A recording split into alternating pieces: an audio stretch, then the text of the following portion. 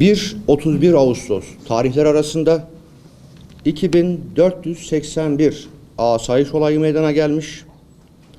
2863 kişiye işlem yapılmış. 2215 olay aydınlatılmış. Özellikle bu kapsamda suçların önlenmesi için 347.277 kişinin sorgulaması gerçekleştirilmiş. Yapılan faaliyetler kapsamında 67 tabanca, 1094 adet fişek, 21 adet kuru sıkı tabanca, 70 adet av tüfeği, 66 adet kesici ve delici alet ele geçirilmiştir. Değerli arkadaşlarım, son bir ay içerisinde özellikle olay sayısında bariz bir azalma meydana gelmiştir. Bu kapsamda özellikle kent güvenlik yönetim sistemlerinin yaygınlaştırılması, zarar gören yine kamera sistemlerinin aktif hale getirilmesi için yoğun bir çalışma sarf ediyoruz. Değerli arkadaşlarım, özellikle planlı ve şok uygulamalarla her gün 24 saat esasına göre çalışma yürütüyoruz. Bu kapsamda özellikle 213 hapis cezasıyla aranan şahıs yakalanmış, 253 ifadeye yönelik aranan şahıs yakalanmış. Bu dönemde 919 sabit ve şok uygulama gerçekleştirilmiş ve toplam 466 kişi yakalanmıştır. Bir diğer üzerinde önemli durduğumuz konu çocuk ve gençlerimize musallat olan zehir tacirleri, yani narkotik mücadeledir. Özellikle geçmiş yıllarda ülkemiz transit ülkeyken artık hedef ülkedir. Bu nedenle evlatlarımızı korumak, başta güvenlik görevlilerinin görevi olmakla birlikte ailelerin ve toplumun sorumluluğudur. Özellikle buradan ailelere çağrıda bulunmak istiyorum. Çocuğunuzun kiminle arkadaşlık ettiğini, nerede ve kiminle zaman geçirdiğine lütfen itina gösterin. Çocuklarınıza sevgi ve şefkat gösterin.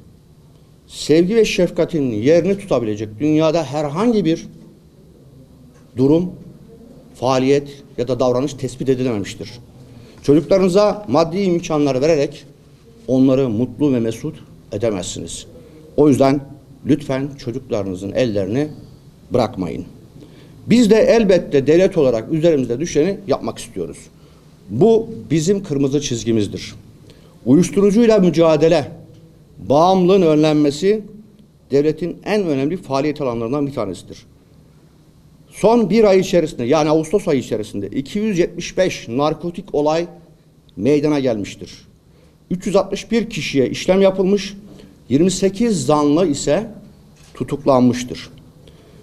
Bu faaliyetler kapsamında 268 gram metamfetamin, 11.488 adet sentetik ecza, 52.345 gram esrar, 46 gram kokain, 312 adet kenevir, 492 gram kannabinoid ve 28.688 gram da skank ele geçirilmiştir. Değerli arkadaşlarım, yine maddi kayıplara vesile olan kaçakçılık olaylarıyla da yakinen ilgileniyor. Bu konuda operasyonlarımıza devam ediyoruz. Bugüne kadar 31 olay meydana gelmiş, 37 şahsa da işlem yapılmıştır. Ele geçirilen malzemelere baktığımızda 495.480 adet makaron, 225 adet sigara sarma kağıdı, 4.548 kilogram tütün, 29 adet kaçak cep telefonu, 28 adet elektronik sigara, 2 adet tarihi eser, 10 adet altın sikke, 531 adet muhtelif emtia ele geçirilmiştir. Yine özellikle can ve mal kayıplarına sebep olan ve son 2 gün içerisinde de aslında son birkaç gün içerisinde bağrımızı yakan trafik kazaları konusudur.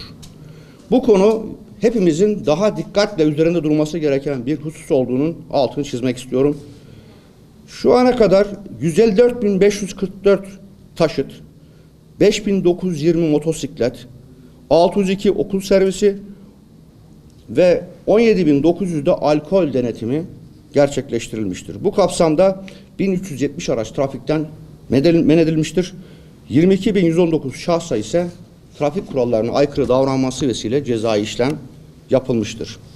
Ağustos ayı içerisinde 5 ölümlü trafik kazası meydana gelmiştir. Maalesef 11 vatandaşımız hayatını kaybetmiştir. 260 yaralanmalı kaza meydana gelmiş, 460 kişi de yaralanmıştır. 186 adette maddi hasarlı kaza meydana gelmiştir ki bu rakamlar kabul edilebilir rakamlar değildir. Dolayısıyla hem emniyet hem jandarmamız daha etkin trafik denetimi yapacak, vatandaşlarımız da trafik kurallarına riayet edecektir ki son iki kazamızda hepinizin bildiği gibi bir tanesi tek taraflı bir kazadır, diğeri de hemzemin geçitte meydana gelmiş kazadır ve gerçekten hepimizi üzdü. Özellikle buradan seslenmek istiyorum vatandaşlarımıza. Lütfen trafik kurallarına uyalım. Diğer bir husus da siber suçlar biliyorsunuz. Dijitalleşmenin getirdiği ve büyük ölçüde sosyal medya mecralarının da sorunları teslim etmekten kaçınması vesilesiyle adeta bir çöplük alanına dönen bir sosyal medyamız mevcut. Bugüne kadar 9 operasyon gerçekleştirdik. 25 şahsı da işlem yaptık. 17 kişi ise tutuklandı. Şu ana kadar 465 sosyal medya hesabı da yine tarafımızdan takip edilmiştir. Değerli arkadaşlarım, düzensiz göçle mücadelemiz de kararlılıkla devam ediyor.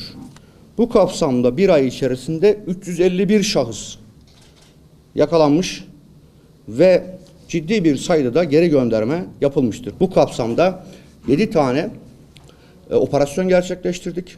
4 şahıs organizatörde tutuklandı değerli arkadaşlarım. 5 şahıs da adli kontrol şartıyla serbest bırakıldı. Hepinizin bildiği bir başka hususta maalesef bir ölçüde taşeron terör örgütlerinin PKK'sı, FETÖ'sü, DAEŞ'i, DHKPC'si terör örgütlerinin ülkemizin birlik ve beraberliğine yönelik faaliyetleri ve eylemleridir. Bu kapsamda değerli arkadaşlarım 3 operasyon gerçekleştirilmiş, 4 şahıs da tutuklanmış, 4 şahıs da adli kontrol şartıyla serbest bırakılmıştır. Yine organize suçlarla ilgili de takibimiz, denetimimiz devam ediyor. 2 operasyon gerçekleştirdik, 2 kişi gözaltına aldık, adli makamlarca 2 şahıs adli kontrol şartıyla da serbest bırakılmıştır. Yani sadece cezai işlem uygulamak, tedbir almak değil, aynı zamanda vatandaşımızı bilgilendirmeyi de önemsiyoruz. Bu kapsamda bir ay içerisinde 41.329 vatandaşımıza, kardeşimize, hemşerimize bilgilendirme faaliyetleri gerçekleştirdik.